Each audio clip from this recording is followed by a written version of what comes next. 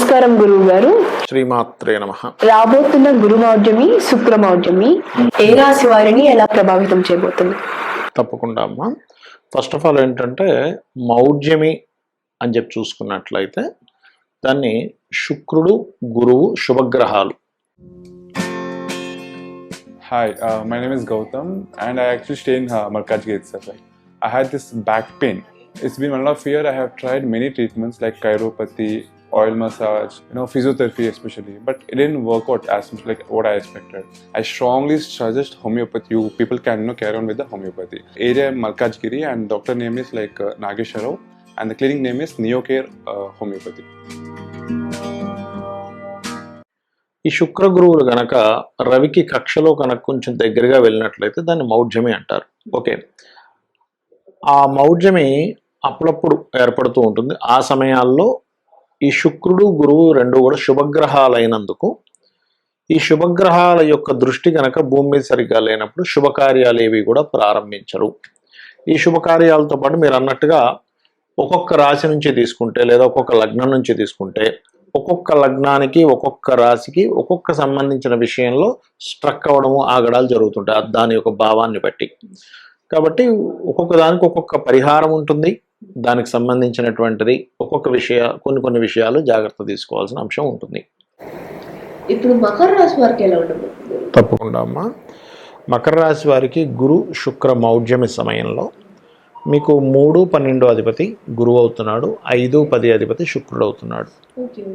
కాబట్టి ఇక్కడ ప్రధానంగా ఏంటంటే గురువు పాత్ర, శుక్రుడు పాత్ర, ఈ యొక్క రవి వల్ల ఏమిటి అని చెప్పి చూసుకున్నట్లయితే సడన్గా బాస్ ఏదో అన్నాడు అని ఉద్యోగం మారిపోదామని చూస్తుంటారు. వాళ్ళ ఉద్యోగాలు అంటే పంచమ స్థానాన్ని సంతాన స్థానంతో పాటు ఆలోచన స్థానంగా కూడా తీసుకుంటుంటారు.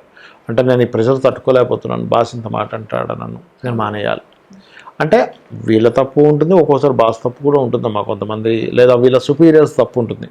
నేను మొన్న ఒక జాతకం చూసినప్పుడు ఏంటంటే వాళ్ళ సుపీరియర్కి ఒక ఇన్ఫీరియారిటీ కాంప్లెక్స్, అంటే వీళ్ళు ఎక్కడ ఎదిగితే అతన్ని దాటేస్తారేమో అనే భయంతో అతను వీళ్ళ మీద కొంచెం పట్టుకున్నట్టుగా, అంటే ఎక్కడ ఎదగనివ్వకుండా చేస్తున్నాడు, అందుకే నేను ఉద్యోగం మానేశానండి అన్నాడు. అంటే ఏమిటి, చాలామందికి తెలియదు అదొక డిజీజ్. అంటే అవతల వాళ్ళు ఏదో అయిపోతారేమో అనేటువంటి ఒక ఇన్ఫీరియారిటీ కాంప్లెక్స్ కావచ్చు, లేకపోతే వాళ్ళు ఎదిగిపోతే నేను ఇబ్బంది పడిపోతానేమో అనే ఒక ఇన్సెక్యూరిటీ కావచ్చు. ఇటువంటి వాటి వల్ల కూడా కొంతమంది అలా ప్రవర్తిస్తూ ఉంటారు. పర్టికులర్గా బాసెస్ వీళ్ళ పై వాళ్ళు చేసేటువంటి వల్ల, లేదా జీవిత భాగస్వామి యొక్క కుటుంబ సభ్యుల వల్ల, ఎందుకంటే అష్టమ స్థానం అనేటువంటి జీవిత భాగస్వామి కుటుంబ సభ్యులుగా తీసుకుంటాం. అంటే అది స్త్రీ కావచ్చు, పురుషుడు కావచ్చు. వాళ్ళ వల్ల కలిగేటువంటి ఫలితాలు, వాళ్ళ వల్ల ఉండేటువంటి వాటి వల్ల ఇది ఇబ్బందిస్తూ ఉంటుంది. కాబట్టి ఈ యొక్క విషయాలు జాగ్రత్తగా ఉండాలి. మరియు ప్రేమ వ్యవహారాలు ప్రత్యేకంగా, ఎందుకంటే శుక్రుడు లవ్ కారకుడు. కాబట్టి ఈ కంబస్ట్ స్టేజ్లో ఉన్నప్పుడు ఏమవుతుంటుందంటే చేస్తున్న ఉద్యోగంలోనే ఎవరికి అట్రాక్ట్ అవ్వడం, దానివల్ల ఉద్యోగానికి ఇబ్బంది రావడం, ఇంకొకరి ఇన్వాల్వ్మెంట్, ఇట్లాంటివి వస్తూ ఉంటాయి. అదేవిధంగా గురువు 3, 12 అధిపతి అయినందుకు ఈ మకర లగ్నం వారు ప్రత్యేకంగా వీళ్ళ యొక్క సిబ్లింగ్స్ ద్వారా ఏదైతే ఇన్వెస్ట్మెంట్స్ చేయిస్తారో ఈ మౌఢ్యమి సమయంలో సిబ్లింగ్ ద్వారా చేసే ఇన్వెస్ట్మెంట్స్ విషయంలో కొంత జాగ్రత్తగా ఉండాలి. ఇది ముఖ్యంగా గుర్తుపెట్టుకోండి. అలాగే సిబ్లింగ్స్తో కమ్యూనికేట్ చేసేటప్పుడు ఒక్కొక్కసారి చూడమ్మా, మకర లగ్నంలో ఎవరో ఒక 3-4 సంవత్సరాల అబ్బాయి ఉంటాడు. వాళ్ళు సెకండ్ ప్రెగ్నెన్సీ కోసం ట్రై చేస్తూ ఉంటారు. అలాంటప్పుడు వాళ్ళది కనుక మకర లగ్నం అయిందనుకోండి, అప్పుడు సెకండ్ ప్రెగ్నెన్సీ కోసం ఈ 72 రోజులు 75 రోజులు కొంత జాగ్రత్తగా ఉండాలి. ఎందుకంటే ఈ జాతకుడి యొక్క సిబ్లింగ్ కారకుడు కంబస్ట్ అయ్యాడు కదా, ఆ సమయంలో తల్లిదండ్రులు కనుక ప్రయత్నం చేస్తున్నారు అనుకోండి, అక్కడ ఏమవుతుంటుంది, అది సరైనటువంటి ఇవి కలవకపోవడం వల్ల, గ్రహస్థితి బలం లేకపోవడం వల్ల పుట్టిన వాళ్ళకి కాస్త ఇబ్బంది పడ్డము, ఇట్లాంటివి జరుగుతూ ఉంటాయి. కాబట్టి ఈ యొక్క విషయాల్లో కొంత జాగ్రత్తగా ఉండాలి. ప్రత్యేకంగా ఏమిటి అంటే శుభకార్యాలు మెయిన్గా చేయొద్దు అంటారు. కాకపోతే వీళ్ళకి ఈ లార్డ్ కంబస్ట్ అవుతున్నాడు కదా, దీంతో పాటు వీళ్ళకి ఏదైనా చూడండి, ఎవరికైనా శుక్రుడు కానీ గురువు కానీ వాళ్ళ జన్మజాతకాల్లో కంబస్ట్ అయి ఉన్నాడు అనుకోండి, వాళ్ళ చాట్లో ఇప్పుడుండే కంబస్ట్ మ్యాచ్ అయింది, కనెక్ట్ అయింది, దాంతోపాటు వాళ్ళకి శుక్ర దశ కానీ గురుదశ కానీ నడుస్తుంది అనుకోండి, ఇంకా జాగ్రత్తగా ఉండాలి ఈ విషయాల్లో. ఇవి చేసుకుంటే మరి వీళ్ళు చేయవలసిన దేవత ఆరాధన కానీ ఇవన్నీ ఏం చేయాలి అని చెప్పి చూసుకున్నట్లయితే ప్రత్యేకంగా ఆదివారాలు లేదా మనకి ఏకాదశి అంటారు, ఏకాదశి నాడు ఉపవాసం గనక ఉన్నట్లయితే బాగుంటుంది. దాంతోపాటు సర్వసాధారణంగా సూర్యుడు ఉపాసన చేసే వాళ్ళు ఏంటంటే శ్రీతైల మధుమాంసాన్ని త్వజతే అంటూ ఉంటారు. అంటే స్త్రీని కలవకుండా ఉండాలి సండే నాడు. మాంసము మధువు తీసుకోకూడదు, తలకి నూనె రాసుకోకూడదు అని చెప్తూ ఉంటారు. ఎందుకంటే ఇలా మౌఢ్యమి సమయంలో ఈ తప్పులు కూడా చేసినట్లయితే దాని ప్రభావం ఇంకాస్త ఎక్కువగా ఉంటూ ఉంటుంది. ఇప్పుడు ఈ గురు శుక్ర మౌఢ్యాల వల్ల కొంతమంది ఏమంటారంటే కొన్ని పనులు చేయొచ్చు, కొంతమంది కొన్ని పనులు చేయకూడదు. అవునమ్మా. వాటి గురించి అంటే ఎవరేం చెప్పినా శాస్త్ర ప్రమాణం అమ్మ. ఏమిటా శాస్త్రము ఏం చెప్పింది మనకి? నిర్ణయ సింధు, ధర్మసింధు గ్రంథాల్లో ఏముంది అని చెప్పి చూసుకున్నట్లయితే ముఖ్యంగా శుక్రుడు వివాహానికి గృహాలకి కారకుడు కాబట్టి లగ్నపత్రిక రాసుకోవడం చేయకూడదు. చాలామంది ఏమనుకుంటారు వివాహం చేసుకోవట్లేదు కదండి, కేవలం లగ్నపత్రిక రాసుకుంటున్నాం కదా దీనివల్ల దోషం లేదనుకుంటారు. కాదు, లగ్నపత్రిక అంటే కూడా వివాహంలో ముఖ్యమైనటువంటి పాత్ర పోషిస్తుంది కాబట్టి లగ్నపత్రిక అస్సలు రాసుకోకూడదు. రెండవది వివాహం అయితే ఎట్టి పరిస్థితుల్లో చేసుకోకూడదు, గుర్తుపెట్టుకోండి. ఇక శంకుస్థాపన, గృహ ప్రవేశము, నూతన గృహ ప్రవేశం చేస్తుంటారు, నూతన గృహ శంకుస్థాపన చేస్తుంటారు, గృహ ఆరంభం చేస్తూ ఉంటారు చూసారా, ఇటువంటివి అస్సలు పనికిరాదు, ఇది గుర్తుపెట్టుకోండి. అందులో గురుమౌఢ్యమి సంబంధించిన వాటిల్లో ఏంటంటే ఉపనయన సంబంధించినటువంటివి కూడా చేయకూడదు. ఇది మెయిన్గా గుర్తుపెట్టుకోండి. మరి చేయదగ్గ పనులు ఏమిటి అని చెప్పి చూసుకున్నట్లయితే ఇప్పుడు అన్నప్రాసన ఉంది, అన్నప్రాసన చక్కగా చేసుకోవచ్చు, దానికి ఏం సంబంధం లేదు.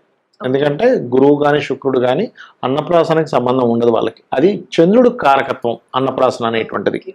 ఓకే, అదేవిధంగా ప్రయాణాలు కూడా చంద్రుడు కారకుడు. చాలామంది ఏమనుకుంటారంటే అమ్మో మనం ఇప్పుడు ఈ మౌఢ్యం ఉంది కదండి ప్రయాణం చేయొచ్చా అనుకుంటారు. అలాంటిది ఏమీ లేదు. ఇంకొకటి ఏంటంటే ఏదైనా శుభకార్యాలకి కాకుండా ఇప్పుడు మామూలుగా చూడండి మనం ఏదైనా తీర్థయాత్రల ప్రయాణాలు చేస్తాం చూసారు, దానికైతే మీరు ఏమీ చూసుకోవాల్సిన పని లేదు. ఎందుకంటే భగవత్ సంబంధించిన వాటి దగ్గరికి వెళ్తున్నప్పుడు భగవంతుడే చూసుకుంటాడు అనమాట. ఓకే, కాబట్టి ఇటువంటివి ముఖ్యంగా గుర్తుపెట్టుకోవాలి. అలాగే మరికొన్ని విషయాలు ఇక్కడ చూసుకున్నట్లయితే ఇప్పుడు చూడండి, ఇందాక మనం చెప్పుకున్నాం ఏమని, గృహప్రవేశము గృహారంభము చేయకూడదు అన్నాం. కానీ గృహ రిపేర్లు చేసుకోవచ్చు. ఇప్పుడు ఇంట్లో ఏదో వాసుదోషం ఉంది, లేకపోతే సంథింగ్ లోపల ఏదో ప్రాబ్లం ఉంది, బండ్లు పాడైపోయాయి, లేకపోతే బాత్రూంలో వాటర్కి సంబంధించిన ఏదో ప్రాబ్లం వచ్చింది, ట్యాప్స్ పాడయ్యాయి, అమ్మ మౌఢ్యమి కదా ఈ టైంలో చేయించుకోకూడదు అనేటువంటిది ఏమీ లేదు, ఇది గుర్తుపెట్టుకోండి. ఓకే, అదేవిధంగా మరికొన్ని విషయాలు కనుక చూసుకున్నట్లయితే ఇక్కడ ఆరంభం చేయకూడదు అన్నారు కదా, భూములు కొనొచ్చా లేదా అనేటువంటి సందేహం వస్తుంది కొంతమందికి. భూములు కొనడము చేయవచ్చు, అమ్మడము చేయవచ్చు, తప్పులేదు. ఎందుకంటే భూమికి కారకుడు శుక్రుడు కాదు, గృహానికి శుక్రుడు. భూమికి కారకుడు బుధుడు కుజుడు అవుతారు, అంటే పొలాలు గట్రా వాటికి బుధుడు అవుతాడు. అదేవిధంగా ఈ యొక్క ల్యాండ్స్ కారకుడు కుజుడు అవుతాడమ్మా. కాబట్టి కుజుడు ఎక్కడ అవ్వట్లేదు కదా, ఎప్పుడు మీరు కొనకూడదు అమ్మకూడదు ఎప్పుడు చేయకూడదు, కుజుడు కంబస్ట్ అవుతాడు ఒక్కోసారి, అలాంటప్పుడు చేయకూడదు. ఓకే, అది గుర్తుపెట్టుకోండి. అలాగే మరొకటి ఏంటంటే ఇంకొంతమంది నేనంటే హాస్యాస్పదంగా ఉంటుంటుంది, ఉద్యోగంలో జాయిన్ అవ్వచ్చండి అని అడుగుతుంటారు మౌఢ్యంలో. ఉద్యోగానికి సంబంధం లేదు, చక్కగా ఉద్యోగం మారాలనుకుంటే మారచ్చు, కొత్త ఉద్యోగంలో జాయిన్ అవ్వచ్చు. ఇంకోటి శాస్త్రం ఏం చెప్తుందంటే ఉద్యోగం సంబంధించిన విషయంలో ఇన్నేమి చూసుకోవద్దు, ముందు ఉద్యోగం చాలా ముఖ్యమైనటువంటిది. కాబట్టి వీలున్నంత దగ్గరలో ఇప్పుడు ఒక ఉద్యోగం వచ్చింది, చాలామంది ఏం చేస్తారు, అమ్మో ఈ నెలంతా సరిగ్గా లేవండి నెక్స్ట్ మంత్ జాయిన్ అవుతా అంటాడు. కంపెనీ వాడు మీకోసం ఎందుకు వెయిట్ చేస్తూ కూర్చుంటాడు, తొందరలో టక్మన్ రేపుందా ఎల్లుండుందా ఏది బాగుంది వెంటనే జాయిన్ అవ్వాలి, కానీ దానికి ముహూర్తాలు అవన్నీ పెట్టుకుంటూ కూర్చోకూడదు. ఓకే, అది గుర్తుపెట్టుకోవాలి. అదేవిధంగా వాహన సంబంధించినవి మాత్రం కొంచెం ఒక మంచి, అంటే ఈ మౌఢ్యంలో కంపల్సరీ ఒక్కోసారి వాహనం కొనాల్సి వస్తుంది. శుక్రుడు వాహనానికి కారకుడు కొంతవరకు, అయితే శుక్రుడు ఒక్కడే కాకుండా చంద్రుడు కూడా వాహనానికి కారకుడు అవుతాడు మూమెంట్కి. కాబట్టి కొంచెం జాగ్రత్త తీసుకొని కొనాలి వాహనం విషయంలో. నూతన వస్త్రాలు కొనొచ్చా కొనకూడదా, నూతన ఆభరణాలు కొనొచ్చా కొనకూడదా, ధరించొచ్చా ధరించకూడదు, ఇట్లాంటి చాలా సందేహాలు ఉన్నాయి. వీటన్నిటికీ ఎటువంటి ఇబ్బంది లేదు అని చెప్పి శాస్త్రం మనకి చెబుతుంది. కాబట్టి ఈ విషయాలు ఖచ్చితంగా మనం పాటించాలి, ఈ విషయాలు పాటించకూడదు. కానీ ఒక్కొక్కసారి ఎలా ఉంటుందంటే ఖచ్చితంగా చేయాలండి.